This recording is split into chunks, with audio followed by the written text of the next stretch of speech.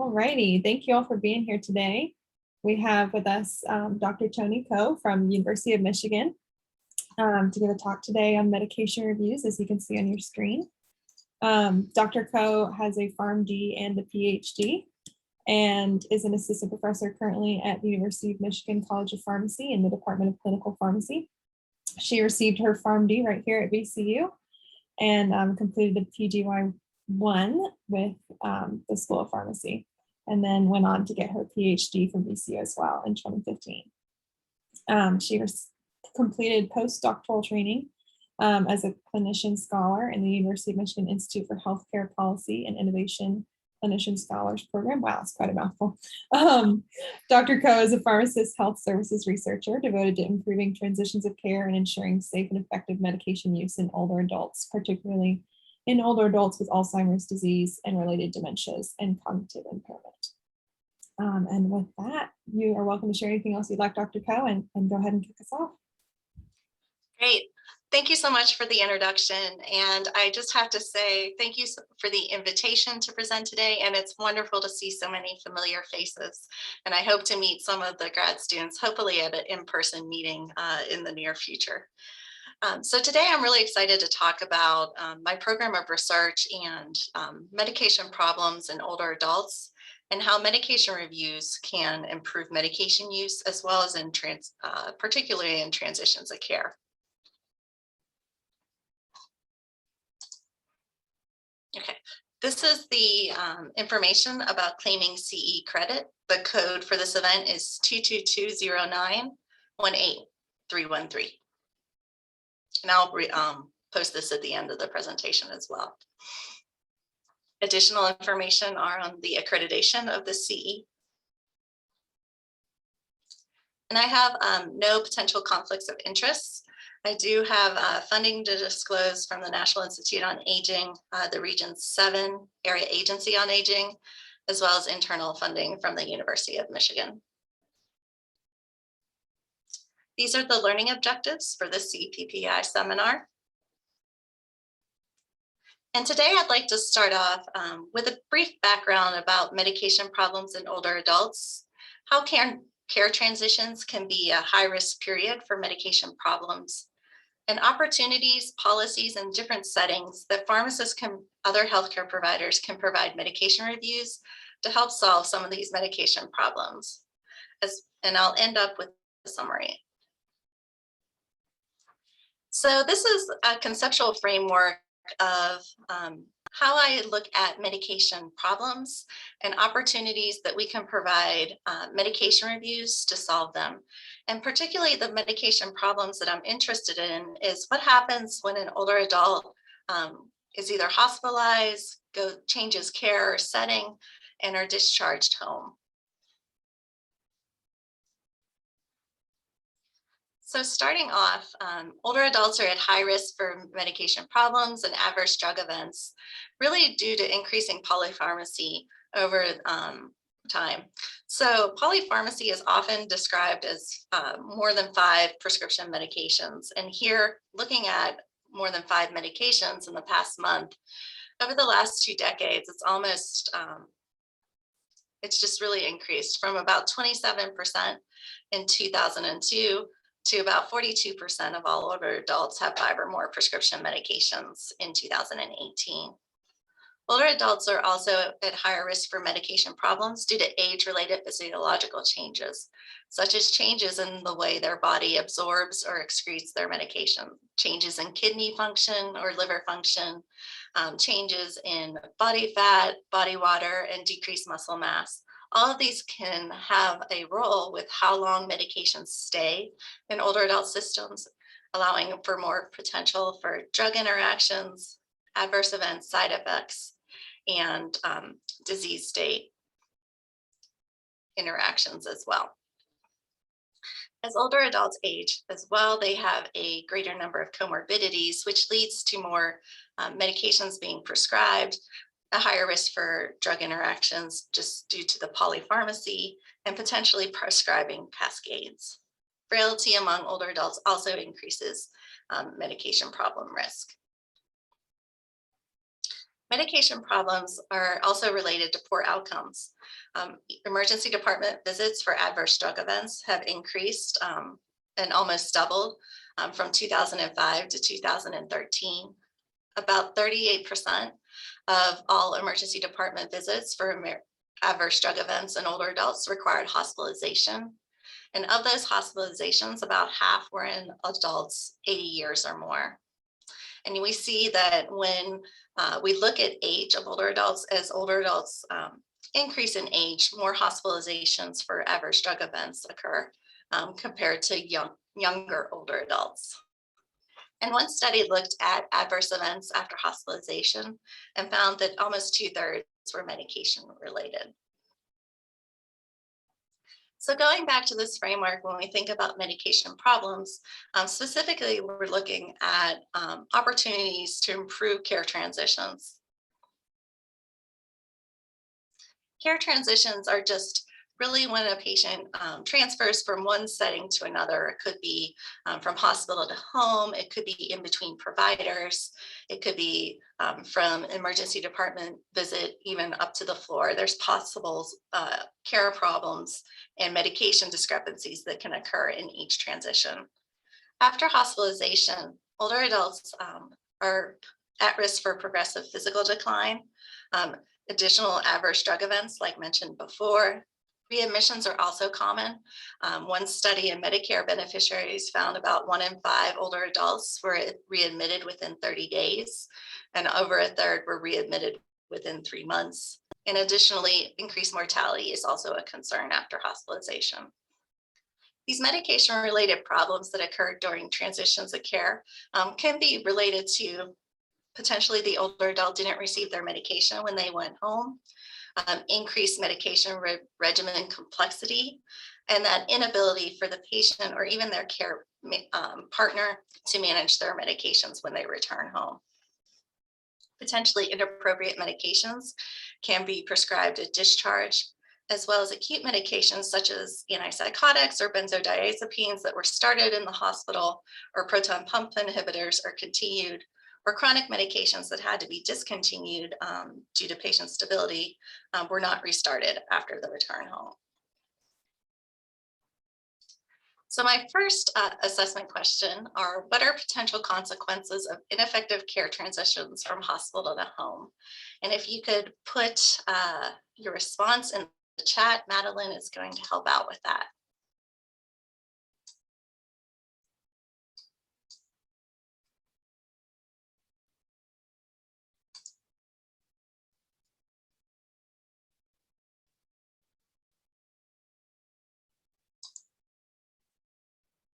Got a lot of E's, all of the aboves.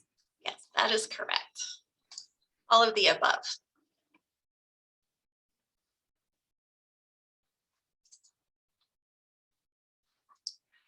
So I'd like to, throughout this presentation, also talk about different studies that I've done recently or in the past that have ongoing that fit into each component of or specific components of this conceptual framework.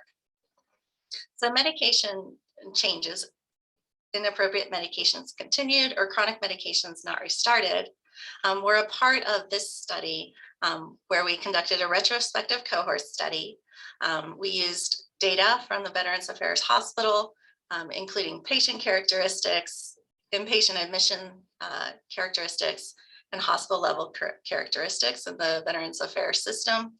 And we linked this to outpatient medication data.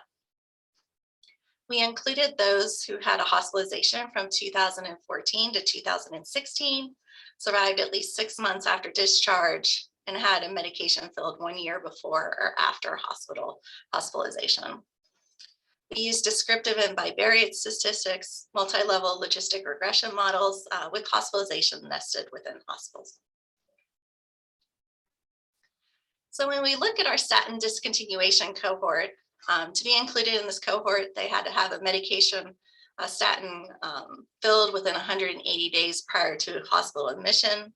Our outcome was no statin dispensed within 180 days after discharge. And we looked at 3 different exposure groups. Were they a direct admission to the ICU with sepsis, a direct ICU admission without sepsis, and a hospitalization without an ICU stay.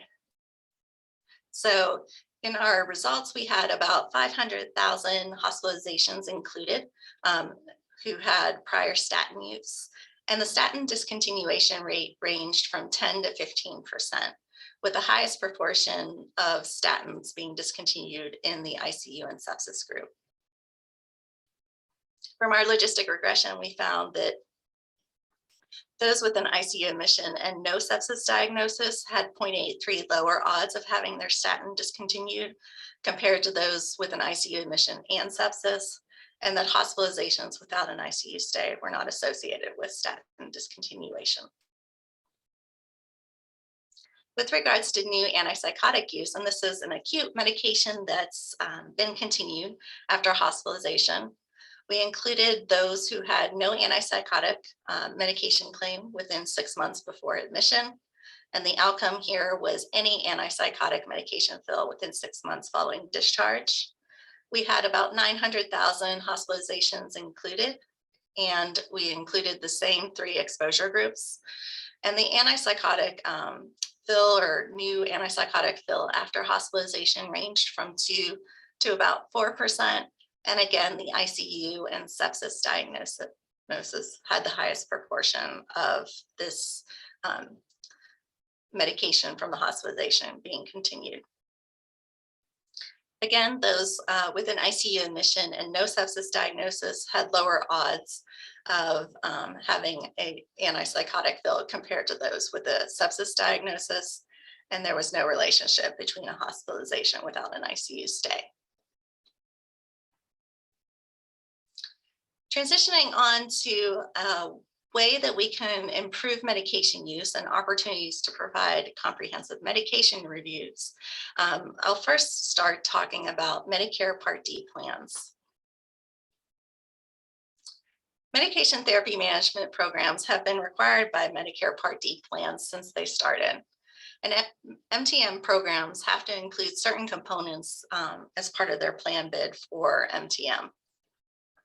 So the goals have to be to optimize therapeutic outcomes through improved medication use, to reduce the risk of adverse events. They can be furnished by pharmacists or other healthcare providers. You can distinguish between an ambulatory or institutional setting, such as long-term care. And the programs have to be developed by physicians and pharmacists in cooperation. CMS sets the eligibility criteria for MTM every year. And on this table on the right, I have provided different criteria for 2021 and 2022. You can see that the eligibility criteria are mainly based upon annual Part D drug spend, the number of chronic diseases, and the number of medications. The annual Part D drug costs have been increasing over time, and for these next 2 years are a little bit over $4,400 and going up to $4,700 in 2022. The minimum number of chronic diseases and medications has stayed about the same for a long time, and it sets the minimum threshold that the plans can set as eligibility criteria. Most plans set the minimum number of medications as 8. And new for 2022 is a eligibility requirement to include at-risk beneficiaries under a drug management program. So these new additions that are beginning on January 1st are published in the CMS final rule, including at-risk beneficiaries for who use controlled substances who are included under a drug management program are targeted beneficiaries for MTM going forward. Additionally, some additional requirements are MTM enrollees need to be provided with information about safe disposal of controlled substances, and they have to have, the Part D plan has to have a separate section or page about MTM on their website. As part of MTM, the required services have remained the same except for the safe disposal of controlled substances for many years. There's required interventions for beneficiaries and prescribers, an annual comprehensive medication review using a CMS standardized format and summary, and quarterly targeted medication reviews with follow-up when needed. So comprehensive medication reviews, this is the CMS definition for what a CMR entails. And mainly it's a process to obtain patient information to assess medication therapies, to identify medication-related problems, developing a list of the MRPs, and a plan to solve them with the patient, caregiver, or prescriber. It can be done face-to-face or via telehealth between the patient and the pharmacist or another authorized individual, such as a caregiver. The goals are to improve patients' knowledge about their prescription and non-prescription medications, identify and address patient problems and concerns, and empower patients to self-manage their medications and their health conditions. So the one problem I think with medication therapy management that we've found in past studies is that CMR receipt is not as high as we would want it to be. So a recent study that we conducted here in collaboration with the National Pull on Healthy Aging at the University of Michigan included questions on older adults' prescription and non-prescription medication use, a definition of what a comprehensive medication review is based upon the CMS definition, and whether older adults had received a CMR, were aware that a CMR was a potential benefit for them, and if they were interested in one with a pharmacist in the future. So it's a nationally representative survey. It uses Ipsos Knowledge Panel. It's administered online, and it includes a randomly selected stratified group of older adults aged 50 to 80. And there's weights that are included by Ipsos to weight your results to reflect the US Census population figures. We found that among our survey participants, almost a quarter took 5 or more prescription medications, and of those, 29% had had a CMR. We found that polypharmacy is common in those who reported taking 5 or more prescription medications. Almost a third also took 5 or more non-prescription medications. Overall, in all of the participants, about 24% received a CMR, and 1 in 4 older adults with a Medicare Part D plan indicated they received a CMR. However, many were interested in a future CMR with a pharmacist, over a third, but about 86 were not aware of possible insurance coverage, including Medicare Part D, MTM. So there's work to be done here with regards to still educating patients about the benefits of MTM and CMRs. But this is for graduate students as well. Data from the past polls in the National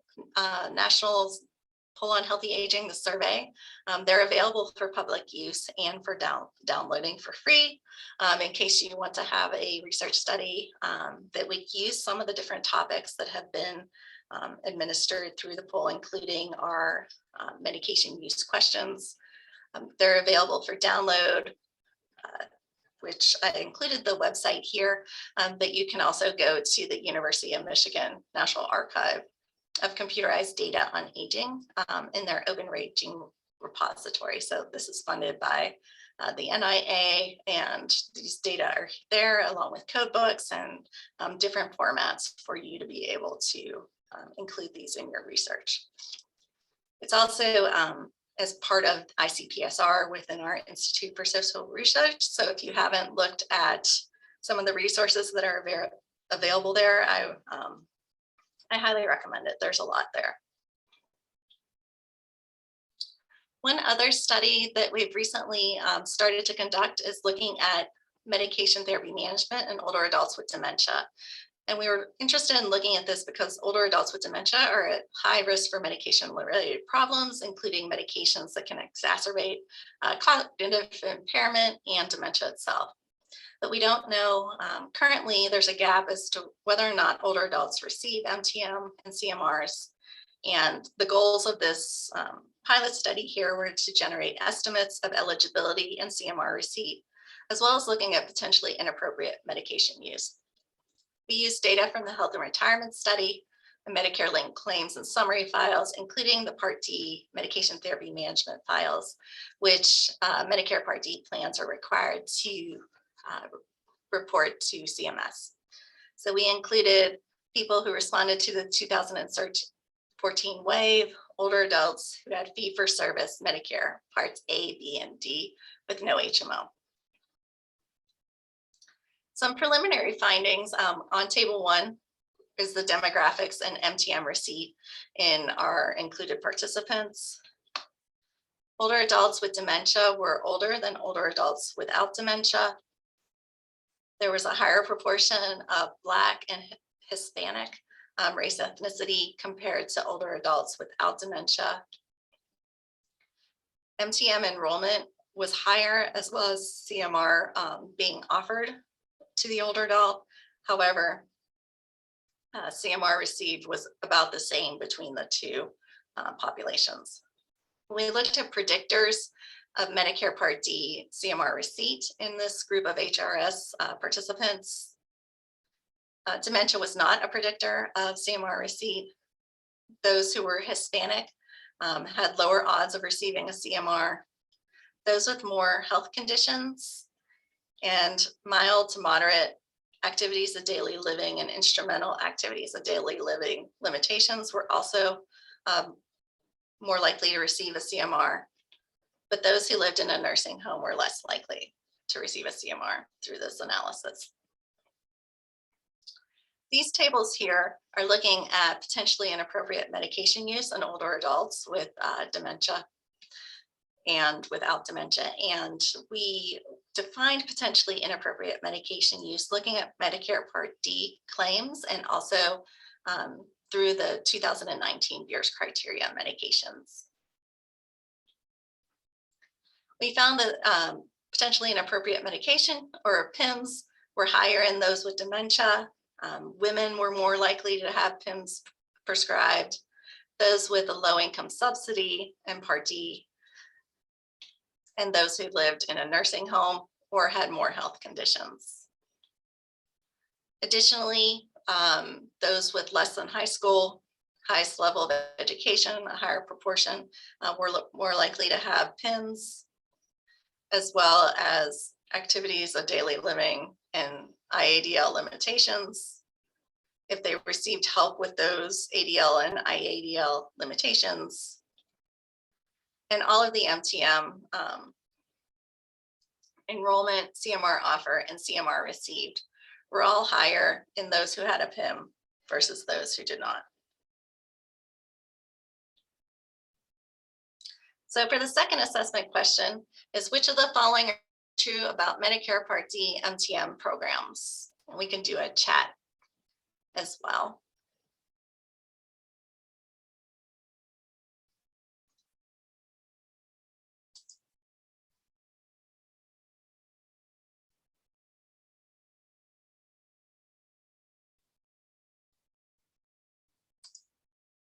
I see some ACDs, and that is correct.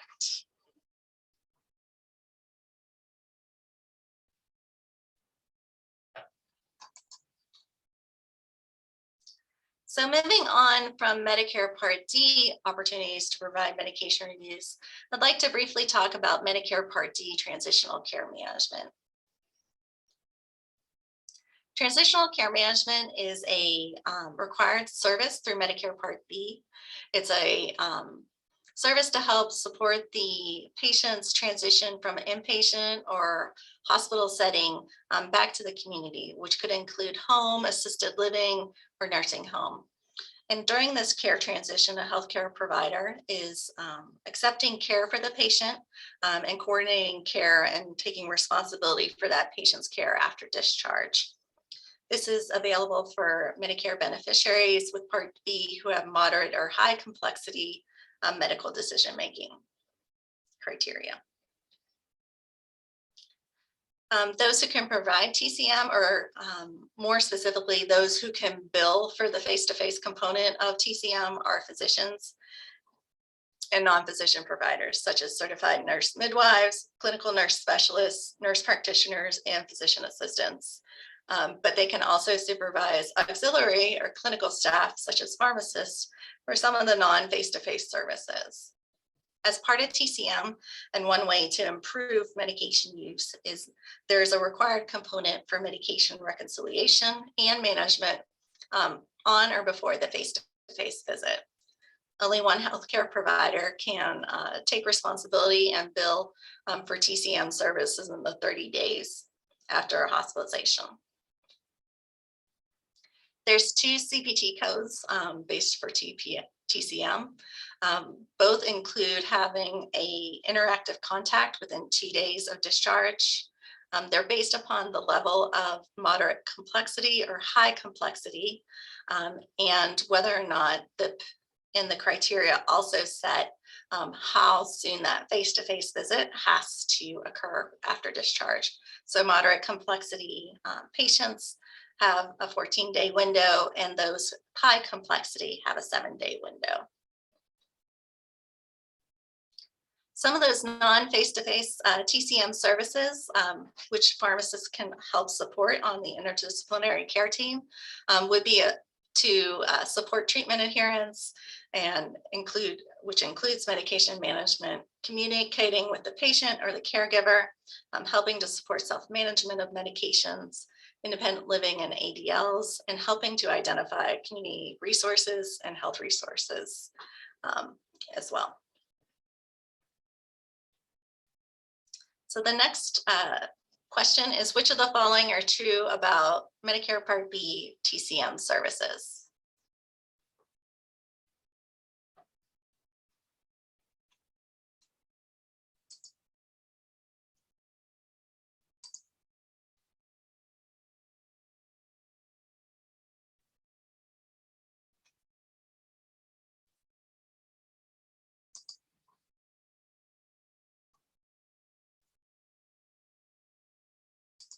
Okay, I see a bunch of E's, and that is correct. So I'd like to just briefly describe a current ongoing research partnership, a community academic partnership that we have ongoing that looks at a community-based transitional care management program. It's a partnership with the Region 7 Area Agency on Aging. It's located in Bay City, which is in this Bay County right here. And it also, the Region 7 serves all of the darker purple counties within Michigan. These are mainly rural counties within the state of Michigan. Saginaw is a little less rural, but the other ones definitely are. So what we're doing is a program evaluation of their community care transition initiative. We have 2 components that we're doing as part of this partnership: a retrospective chart review where we're looking at process outcomes, and a qualitative semi-structured interview component where we're looking at facilitators and barriers to implementation and strategies for dissemination. It's a collaboration between the Area Agency on Aging and a local hospital, and they receive pilot funding from the Michigan Health Endowment Fund to start the program. So their goals for this TCM program are to conduct a care transition visit in the home to Medicare beneficiaries, improve care transitions and quality of care, reduce readmission rates, and increase the number of patients who see their PCP within 7 days. One thing that's really interesting about their community care transition is that their community health worker who does the home visit after the transition from hospital to home is trained as a pharmacy technician. So they have some additional skills to be able to support the pharmacist who conducts a telehealth comprehensive medication review while the CHW is in the home with the client. They also had started with a mobile physician service to provide PCP services or follow-up care at the beginning of the program, but then hired their own PCP for the Region 7 Area Agency on Aging. One great thing about this program is they were granted access to the hospital's electronic medical record, and they also have their own EMR within the AAA to record and document their work. It's a 3-step process, including in-hospital visit by the community health worker, the in-home care transition visit by the community health worker with the pharmacist telehealth visit, and then follow-up. To be eligible for the program, older adults need to have Medicare insurance, Initially, a diagnosis of history of CHF, diabetes, COPD, or a myocardial infarction, and their LACE score had to be greater than or equal to 5. And the LACE score is a validated score that's known to predict 30-day hospital readmissions or mortality after discharge. So it's based upon the length of the stay, acuity of the hospitalization. So did the patient come in through the emergency department? Comorbidities based on the Charlson Comorbidity Index, and number of ED visits in the past month. Recruitment is done by the CHW within the hospital, where they go and describe the program. The client either accepts or declines participation, and the home visit is set up within the 3 days of hospital discharge. The Region 7's community care transition intervention is based upon Eric Coleman's care transition intervention, which is a well-known care transition model. This care transition intervention has 4 successful components, requires medication management, a patient-centered and patient-maintained personal health record, completion of follow-up care after discharge and returning home, and red flags or warnings, signs and symptoms of a worsening condition, and what to do should they occur. In Coleman's version of the care transition, the home visit was completed by a nurse, and the follow-up period was with phone calls from up to 2 weeks.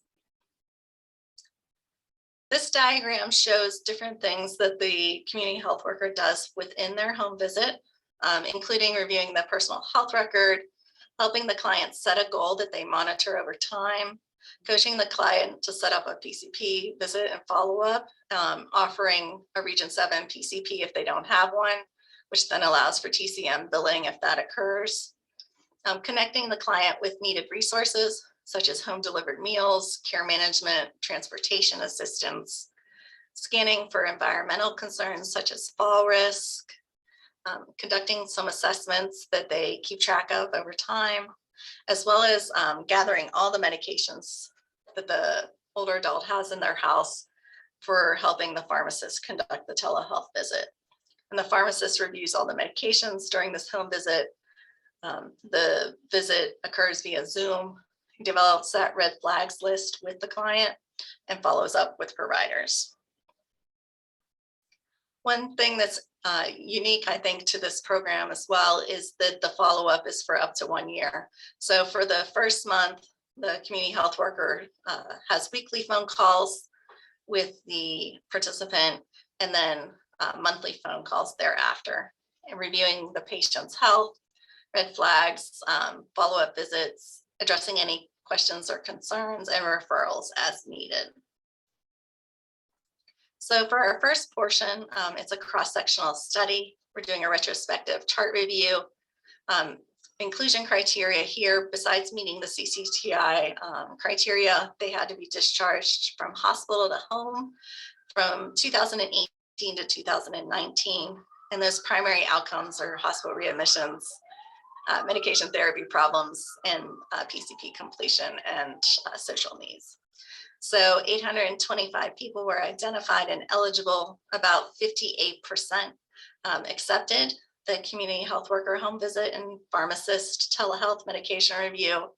And in those visits, about 3/4 had a recommendation by the pharmacist. Some preliminary results indicate that the older adults' mean age was about 74, about half were female. Those who declined had a little bit longer length of stay, and that we found no actual difference in 30-day readmissions. Statistically, if you look at the numbers, they're incredibly close, with 11% being readmitted for those who participated versus 16% who declined. So I think it's like 1 readmission away from being significant. About 1/3 completed their PCP visit within a week, and about 42% completed their PCP visit within 7 days. With regards to like the social and health needs of the participants, currently they found that the waiver did not meet their needs, so they needed some more home-based and community supports. There was a lack of home health and paid caregivers that the older adults needed, some lack of independent living skills, lack of financial resources, and a loss of motivation overall. With regards to medication therapy problems, the pharmacist identified a lot of problems, about 773 medication-related needs. Within the Pharmd visits, about 2 problems per visit, and the categories of the medication therapy problems were identified and categorized from the pharmacist note using the Pharmacy Quality Alliance MTP categories framework. The most common medication-related needs after discharge in this group of participants were related to adherence and safety. And when we look at the breakdown of types of these medication-related needs, adherence, adverse drug events, and dosage too low, as well as needing an additional medication, were the most common that occurred. So the last question with regards to assessment is, which was the most common category of medication therapy problems identified in the pharmacist telehealth medication reviews?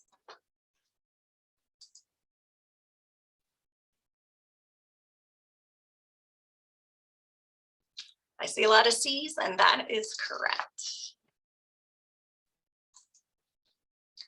So in summary, medication problems are common in older adults. They can lead to poor outcomes.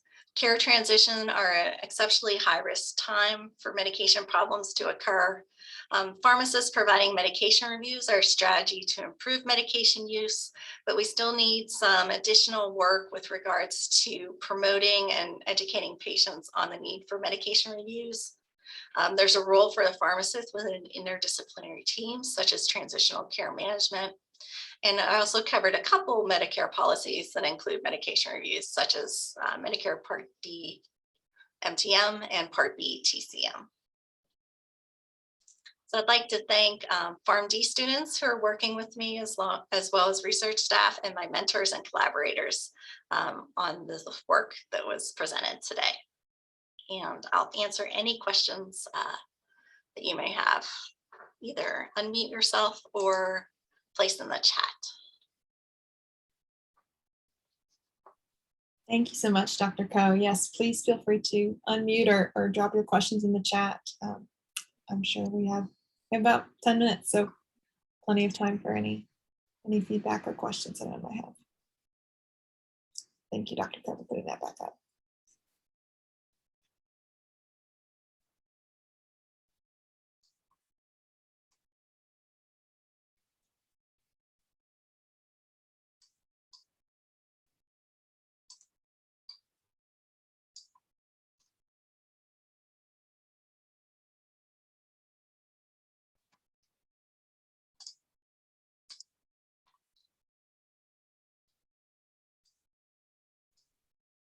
I have a question. Thank you.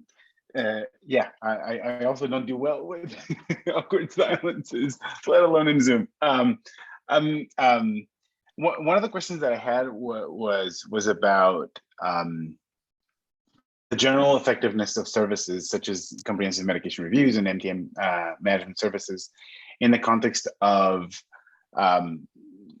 I would call them like hardcore clinical outcomes, like such as preventing mortality or improving quality of life.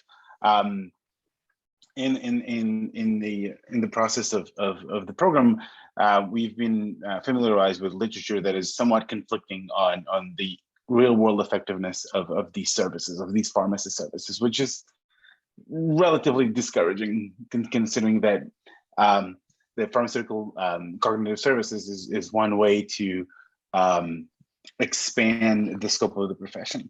So are you interested in clarifying this question of effectiveness of these services precisely in the context of transitions of care, or is the goal to go the measurement development route to say current our core clinical outcomes are not sensitive or not sufficiently sensitive to what pharmacists actually do. So therefore, we do need other measures to understand what pharmacists actually do in CMRs and NTMs and so forth.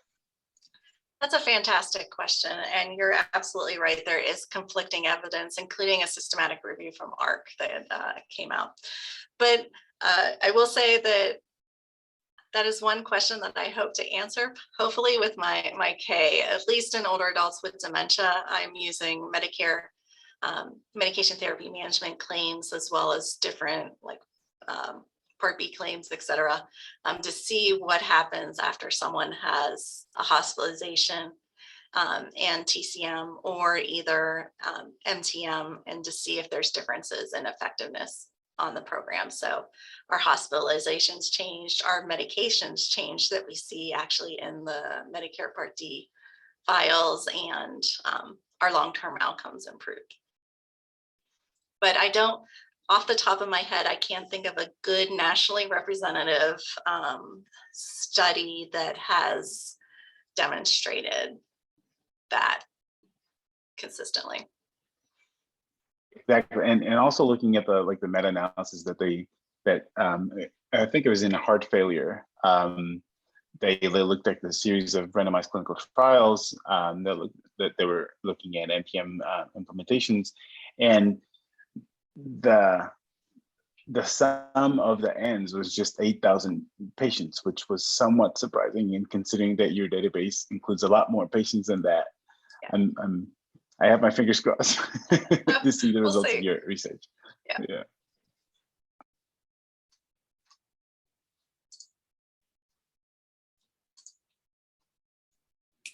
We've got a question in the chat here from Tyler Wagner. I know a paper came out recently discussing all the various terminologies that are used to describe MTMs and CMRs. Do you think the use of all these terms has impacted and potentially limited the understanding of the pharmacist's role in these services and their impact on these harder outcomes like Bosco described? You know, it's my opinion that we need a standardized definition, and it's also, I don't believe people outside of pharmacy know what medication therapy management and our definition of comprehensive medication reviews are, unless they work with a pharmacist that's providing such services or has talked about them. So I think that more work needs to be done on a standardized list. And I believe Dr. Salgado had work with regards to defining these in a more consistent manner in the literature. So that may be a good start. But we need to I think our messaging needs to be more consistent.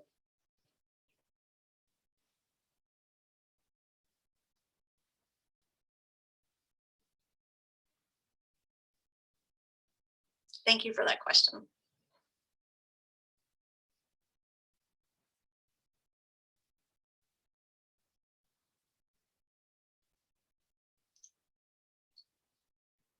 We have time for one or two more questions. If anyone has one, Dr. Ko, you're welcome to stop sharing your screen if you'd like, so we can take one. And yes, I think everyone has the course code at this point, and if not, feel free to email me. Also, I've realized I haven't made this as public knowledge as I probably should have, but we do share these recordings, seminar recordings, and the slides on our seminar archive webpage. So I'll send out an email with that this week as well. If you ever want to go back and look at people's references or look more closely at their slides, you can absolutely do that on our website. So, any questions here in our last couple minutes? Thank you so much, Dr. Ko, for your time. We appreciate it. Hey, Toni, this is Dave. Hi. Question for you. So one of the issues with this is also patient uptake, correct? And, yes. and how receptive patients are to these services. So from your research so far, like what should we be doing to try to increase the uptake with the general public? Because I think even if we have a well-defined definition and intervention, if the public continues to refuse it, then we're probably not going to get very far. Yeah, I think that in order to increase uptake, there has to be a multifaceted approach. In that recent survey we did, most people didn't, older adults didn't even know what a comprehensive medication review was, or that their Medicare Part D plan may cover one. So I think that Part D plan sponsors need to do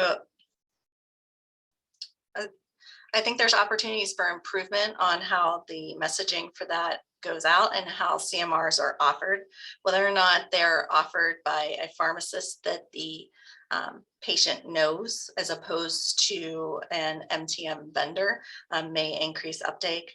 I think also having our healthcare providers that we partner with promote services from pharmacists as well will be something that will help increase uptake so that it goes outside of just the pharmacy profession. And lastly, I think that policies can be improved and more people eligible for services than those with just a high number of medications or high drug spend. The certain conditions should be more targeted than others. Thank you. Yeah, I think we could also consider, making this somewhat of a requirement for certain high-risk groups, right? There could be some kind of, decrease in premiums or something. So it seems to me that there's, from the payer's perspective, there's really not a lot of buy-in as to the effectiveness of this, because I feel like if that was the case, I feel like the payer would be willing to have incentives in place for patients to participate. Whereas now it's a very kind of opt-in, if you want to, sure, kind of approach. So I think something a little more required might make a difference. I agree. And I also think from the payer and the plan's perspective, it's part of the administrative benefit. So it comes out of their operating costs to implement their MTM or part components. So I feel like if it was potentially moved outside of that and something that had more support potentially around it, that's something that could also improve uptake. Did I see something in chat? Yes, there's another question from Bosco. How do you reconcile the results of your research program and the way Pharmd programs curricula are preparing future pharmacists? That is a really good question. So I will say in my own personal experience, I teach in communications currently, and I teach about conducting medication histories. And, in our health system class for P1s about different Medicare programs and things that pharmacists can do to improve population health. I think that, as we think about the pharmacist patient care process and educating our Pharmd students, medication use in older adults has to be prevalent. I know VCU has a fantastic geriatric pharmacotherapy program. I think that may not be the case across all Pharmd programs. So I think the focus on that is really needed, especially since older adults are continuing, the proportion of older adults continues to increase, as well as I think that not to get too soapboxy, but I think as we prescribe medications and recommend medications, that we should have a clear plan, and the patient should know whether or not they need to continue on that medication for the rest of their life, or is it a short-term medication, and potentially having a de-prescribing plan in place when a medication is not needed at the point of recommending a medication.